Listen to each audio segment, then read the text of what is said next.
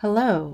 Today we explore the aftermath of the Roman Empire in the Mediterranean region with the development and expansion of the Byzantine Empire and the spread of Christian kingdoms to the early Middle Ages in Europe. The term Byzantine was taken from Byzantium, the former name of the city of Constantinople, now known as Istanbul. It was coined by historians centuries ago to describe the eastern half of the Roman Empire that continued to exist after the western half of the Roman Empire fell in the 5th century CE. Although the citizens of the Byzantine Empire, which continued in one form or another until it was conquered by Muslim forces in 1453, would have considered themselves Romans. The term Byzantine has been used to help differentiate its history from that of ancient Rome. As you can see here, the map focuses on the geographic expanse of the Byzantine Empire under the rule of Emperor Justinian in the 6th century CE, who greatly shaped the political climate, cultural character, and artistic and architectural achievements of the empire.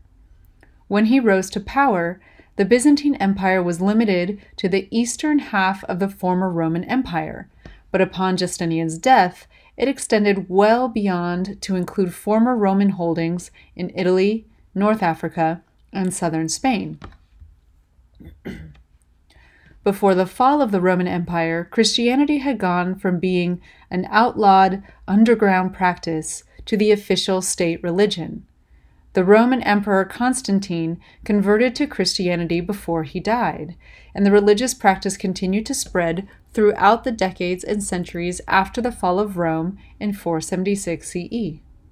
In the Byzantine Empire, Christianity continued to gain prominence among citizens and significance in the affairs of the state. Emperors worked in alliance with the leaders of the Christian Church in the Byzantine Empire, known as the Greek Orthodox Church, and were great patrons of building and decorating Christian churches and monasteries throughout the wide expanse of the empire. There are two types of media that best represent the developments and prominent elements of Christian art in the Byzantine Empire. Those are mosaics, which are large images made of small pieces of colored glass called tesserae, and icons, which are smaller images depicting the portraits of religious figures to facilitate personal devotion. In addition to the differences in media, there are also important differences in subject matter and style in the art of the Byzantine Empire. The vast majority of artworks depict religious individuals, stressing the importance of the teachings and examples these individuals provide for contemporary viewers and believers. Rather than focusing on the beauty of their bodies, though, these artworks focus on using the elements of design, materials, and techniques to demonstrate their venerable attributes. As such, we see less attention paid to correct human proportion, representations of textures, and occupation of three-dimensional space, the way we did in the artworks of ancient Greece and ancient Rome. Let's look at some examples to examine these features up close. Here we have one of the most famous Byzantine icons. This is known as the Christ Pantocrator, meaning Christ as ruler of the universe. It is painted using the technique of encaustic, which is a substance of hot wax mixed with pigments and painted on a wood panel surface. Icons were portraits of religious figures from Christianity, often portraying Jesus Christ, whom Christians believe is the Son of God, or the Virgin Mary, Christ's mother, who is believed to be the only woman on earth born without sin, unless able to bear and mother the Son of God. These icons are partial or full portraits, allowing viewers direct confrontation with the divine figures. This figure was likely given to the monastery of St. Catherine, located in Mount Sinai within Egypt, by Emperor Justinian. Although Justinian was the nephew of a former emperor, his succession to the throne was not a given, and he had to work hard to forge meaningful ties to religious and political elites to gain the right to rule.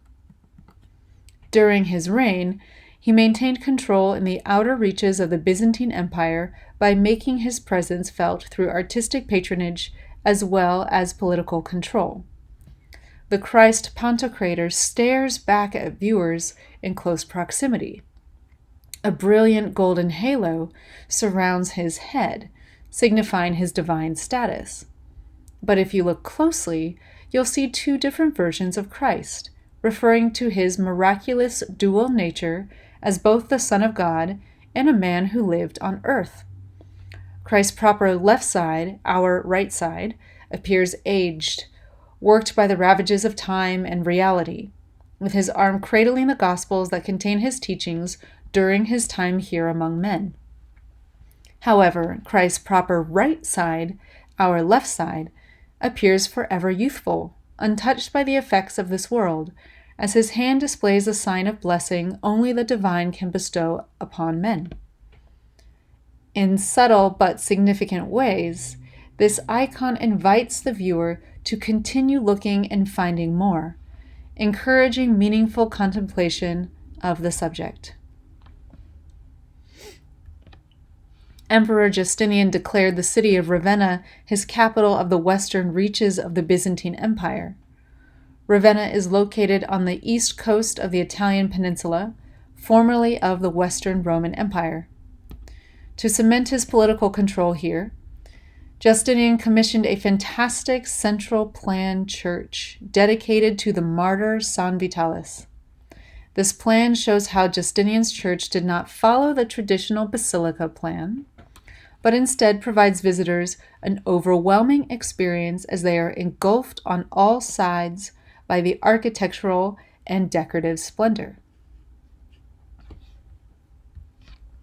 Once inside the Church of San Vitale, visitors are instantly met with shimmering surfaces from the floors to the ceilings. Every surface contains a form of decoration, from the intricately combined colors of marble veneer to the gold leaf and colored glass tesserae of the mosaics. Although there are a few small windows, they are made of alabaster, a thin and translucent rock instead of glass, letting in only a limited amount of natural light.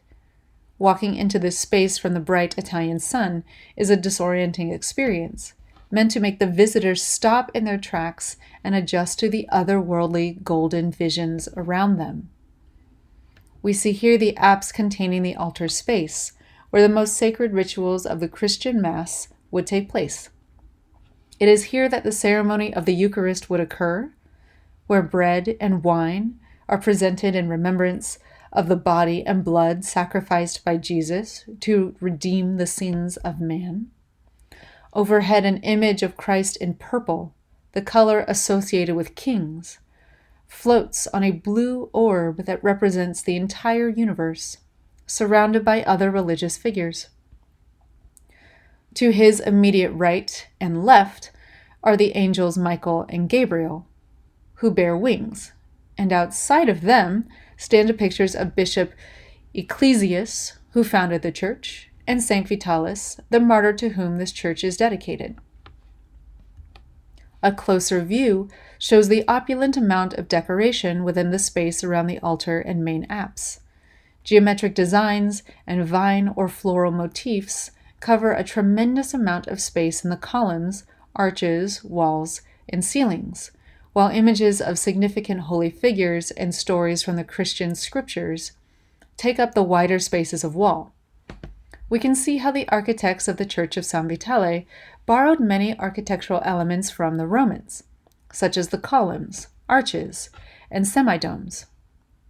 Even so, this is a distinctly Byzantine monument with a proliferation of religious subject matter and ostentatious degree of detail and decoration.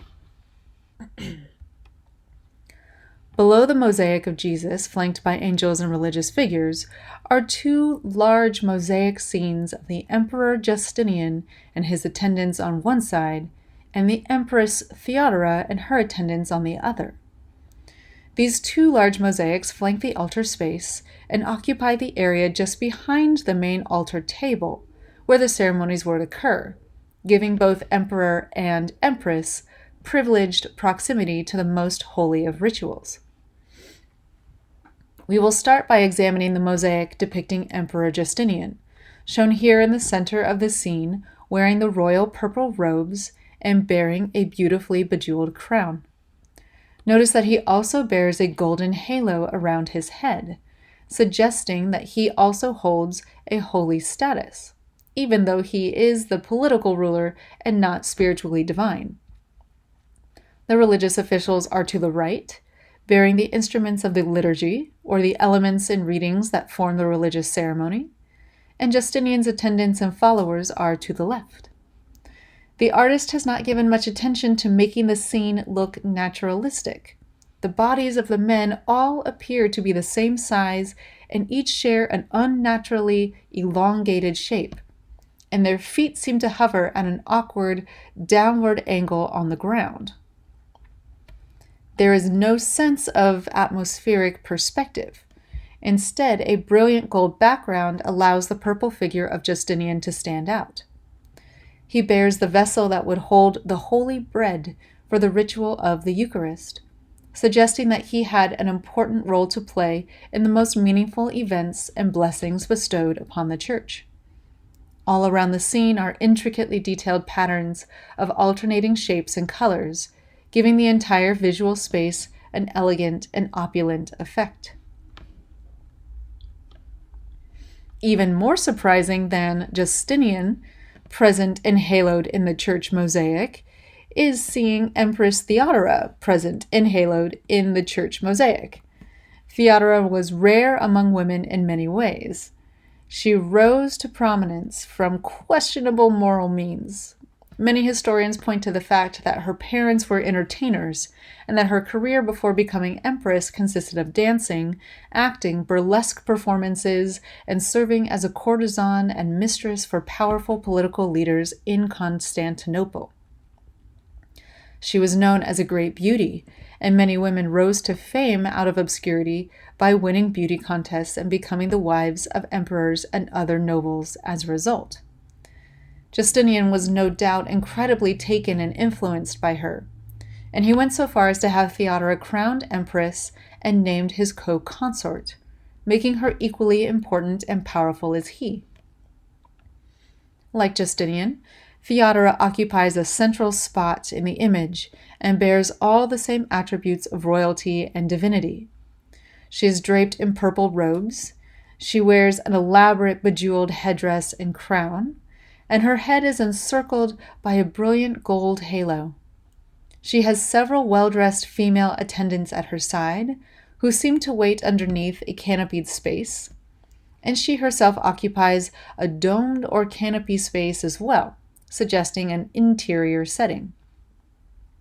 Surprisingly, though, two church officials stand to the left side of the image, one holding open a curtain, as if inviting her inside a space normally forbidden to women. In fact, Theodora bears the chalice that would hold the wine during the Eucharist ceremony and appears ready to enter the church, even though women would not have been allowed around this most sacred place. Her presence on the wall is shocking, and the fact that she is given as much visual weight and detail as Justinian solidifies her role as his equal. The presence of their portraits within the apse and their participation in the most sacred of rituals that would have taken place in this physical area communicates a clear message of their significance to the activities of the church. It is likely that neither Justinian nor Theodora ever set foot in Ravenna.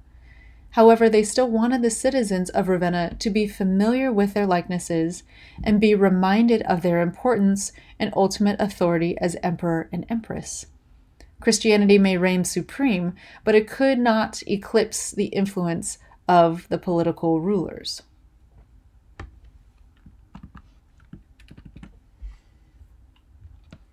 As impressive as the Church of San Vitale is, Emperor Justinian really left his monumental mark with the Church of the Hagia Sophia, or Holy Wisdom.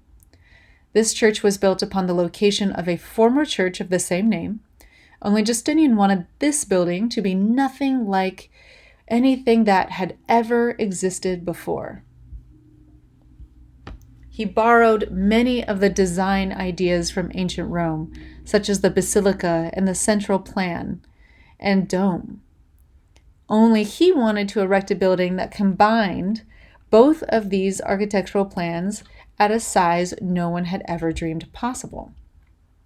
From the outside, we can see the strong vertical buttresses that were needed to support the weight of the enormous arches that supported the dome. But we can see a series of semi-domes that replicate the design of the massive dome in the center. The shape of the building is a combination of a long basilica rectangle with a central plan dome on top. You can also see 4 tall minarets surrounding the structure, since it was once converted into a Muslim mosque after the city of Constantinople fell to Muslim forces in 1453. We can also see the beautiful water in the background, suggesting that the location of the Hagia Sophia would have made it visible from multiple angles across the city. This photograph gives a sense of the vast open space created in the center of the church with the enormous dome hovering above. This is actually the second dome since the first one collapsed. When it was rebuilt, the architects made the dome slightly narrower to better guide the stress and weight of the dome downwards in addition to outwards. There are windows dotting the lower edge of the dome, letting in natural light from above. We can see the enormous arches that support the dome on 4 sides. 3 are visible here, and the semi-domes that add extra space for decoration. The triangular spaces in between the arches are called pendentives, and they also help distribute the weight of the dome. There is a series of columns and arches on layered tiers as well, and the walls are covered with shimmering gold leaf. Many of these walls hide intricate images of Byzantine mosaics, though they have been covered up in favor of abstract designs and large discs bearing Arabic calligraphy. Once a glorious church, then a prominent mosque, the Hagia Sophia is now a museum, a testament to the engineering marvels of the 6th century and its enduring importance for generations afterwards.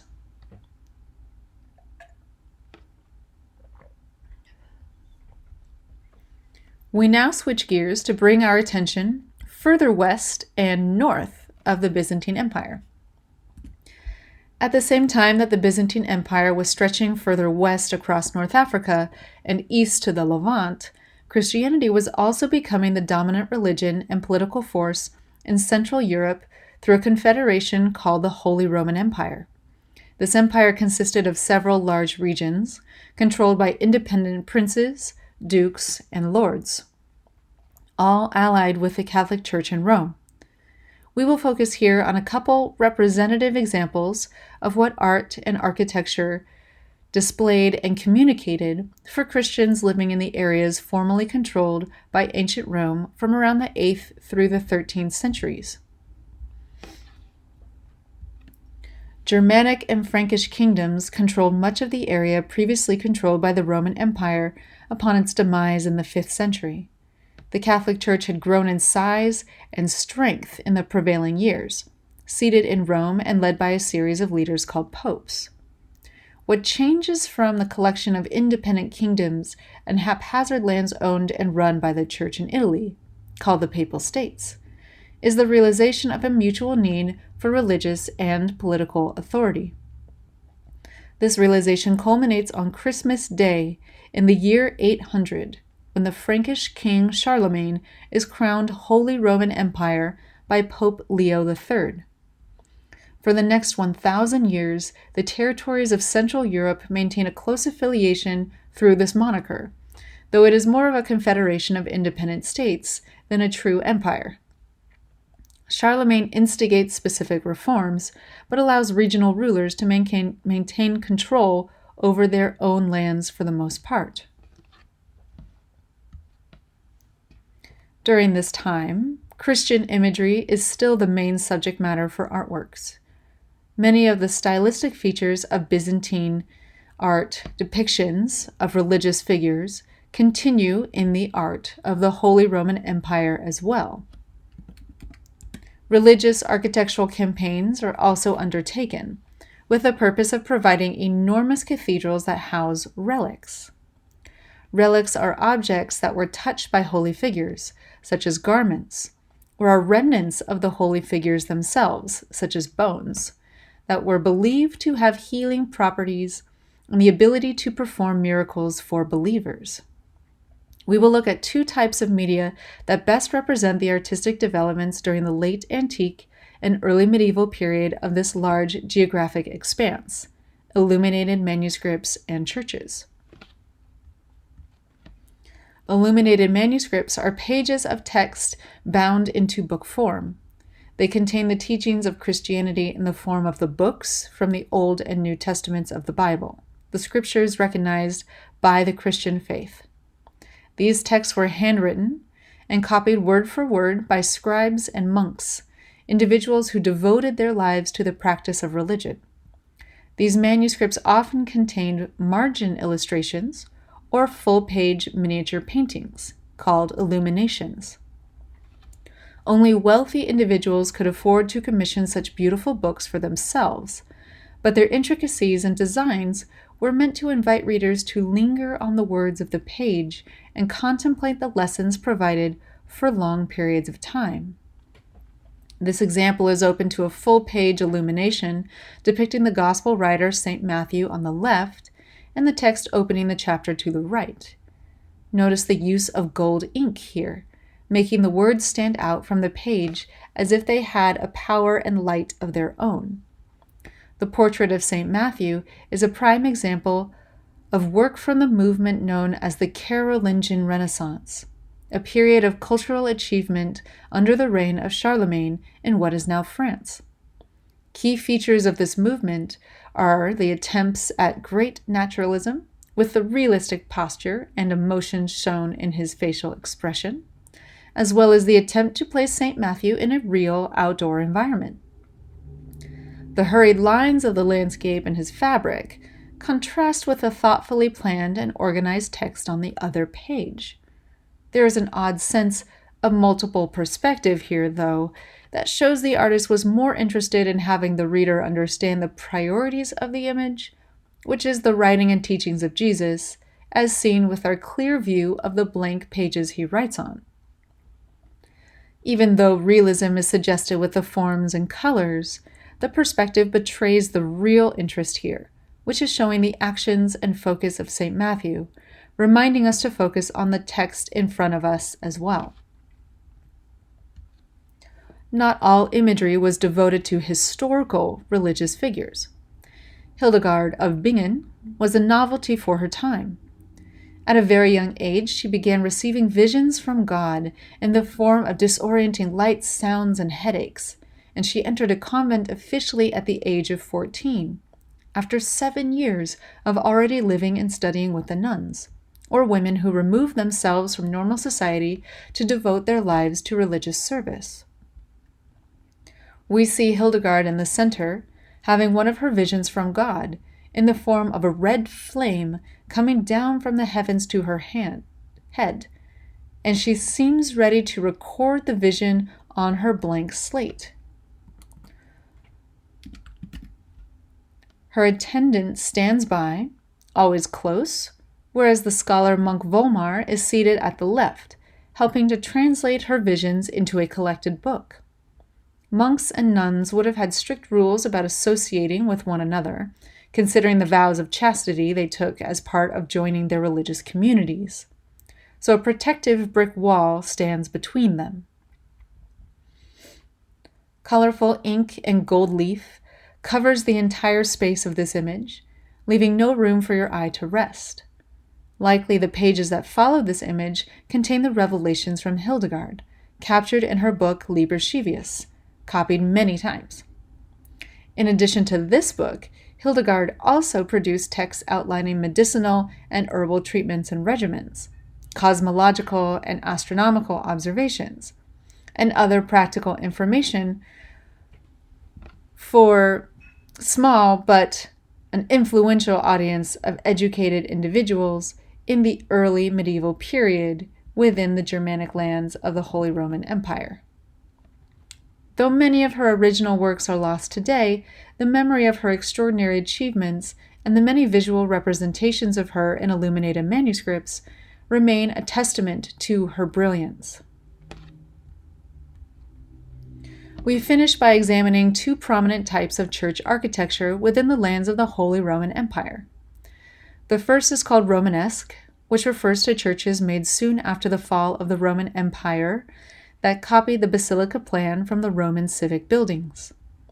These structures made use of the basilica's ability to fit large amounts of people within the interior space, but they added elements to the interior and exterior to better serve the purpose of receiving pilgrims visiting the church to view precious relics. Pilgrimage was the main purpose of late antique and early medieval churches, so it was important to allow the physical structure to facilitate this important religious journey.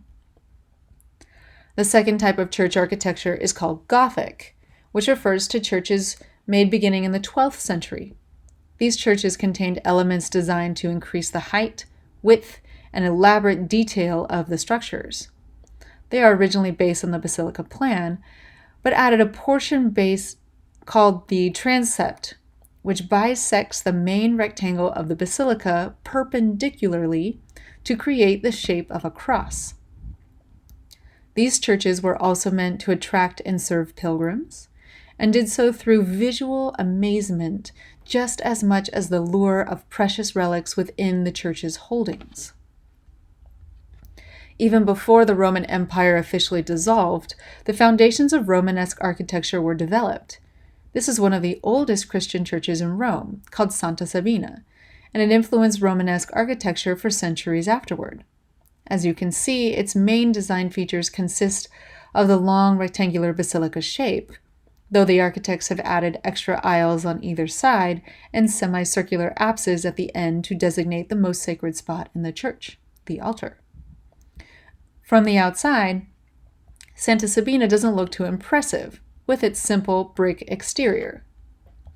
But inside, we can see how this basilica has been transformed into a bright open space for Christian devotion.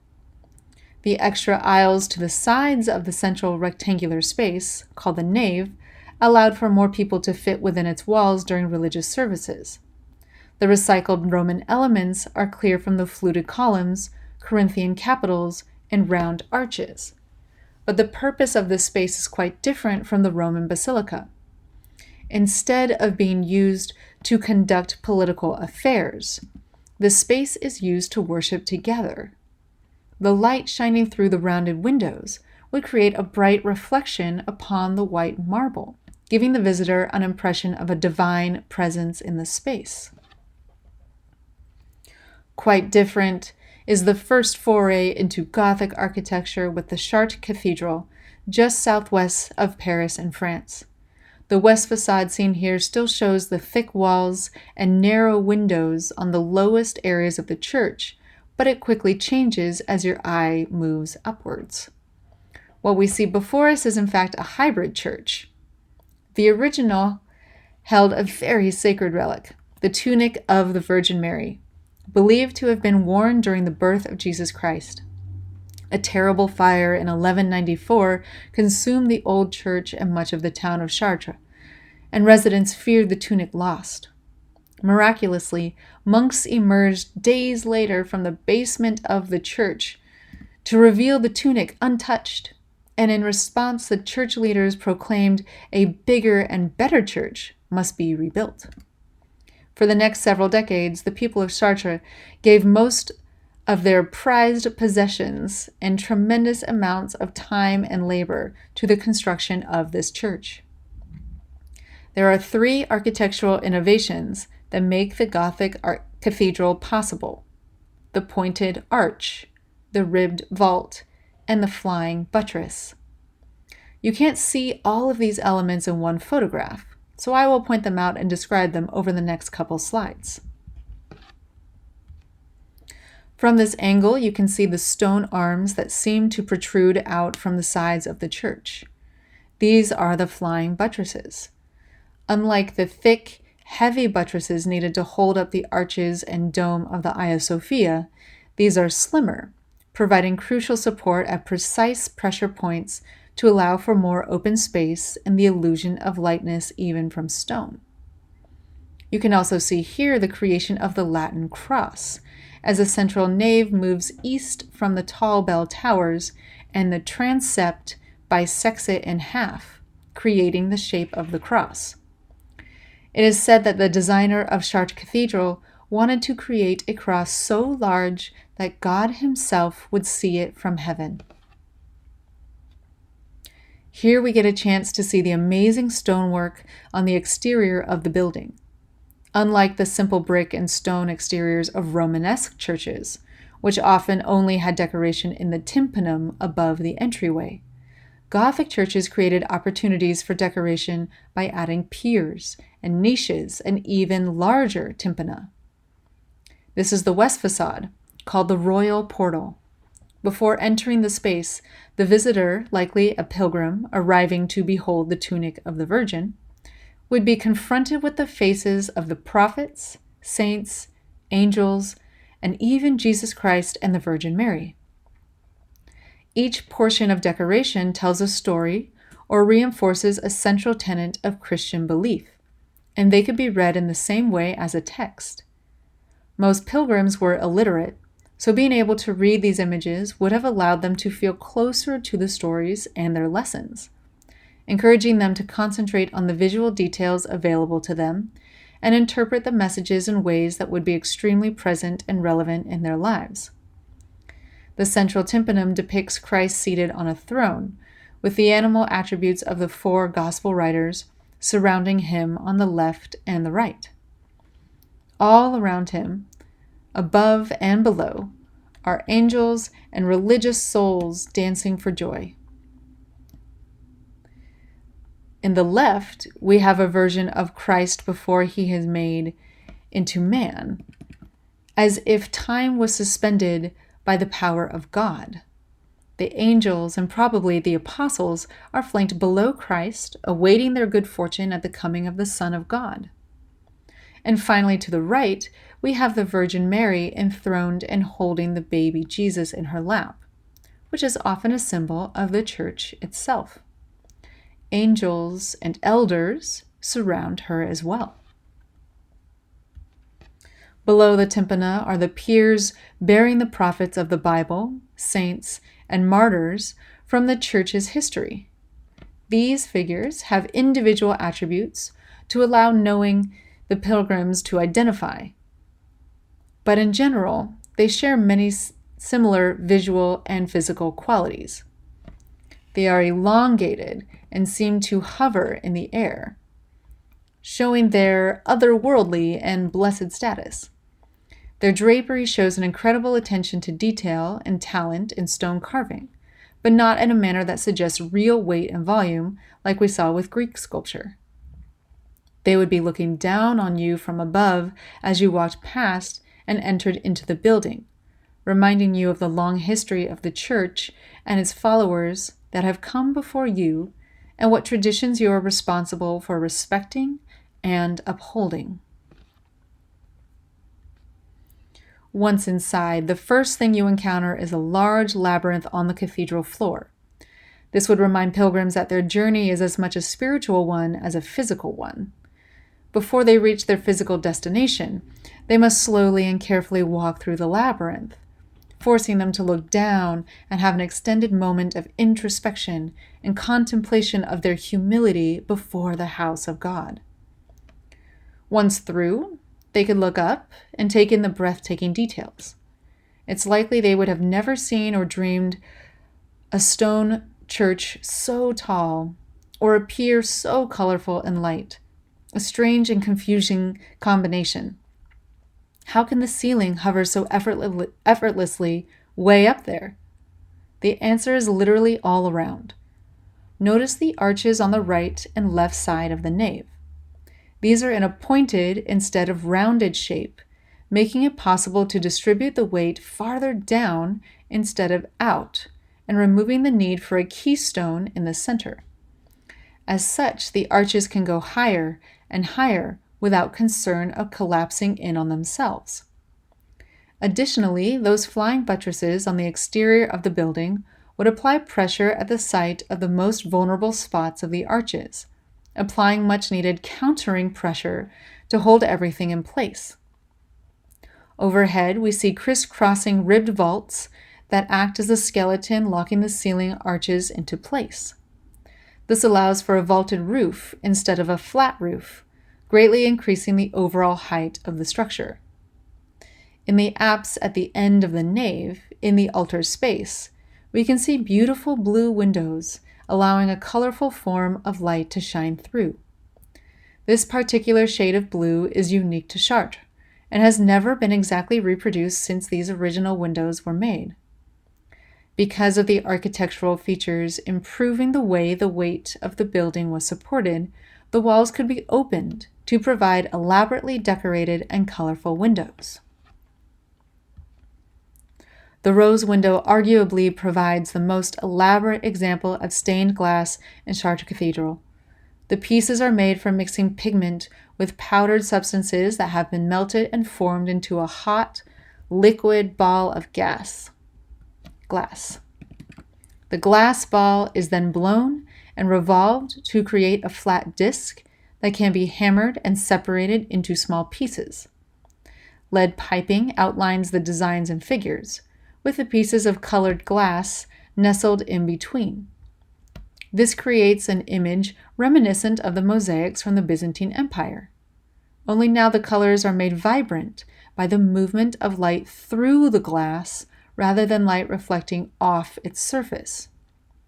As a result, the colorful patches of light could dot the interior space of the cathedral, creating fleeting and wondrous effects for pilgrims and believers to behold.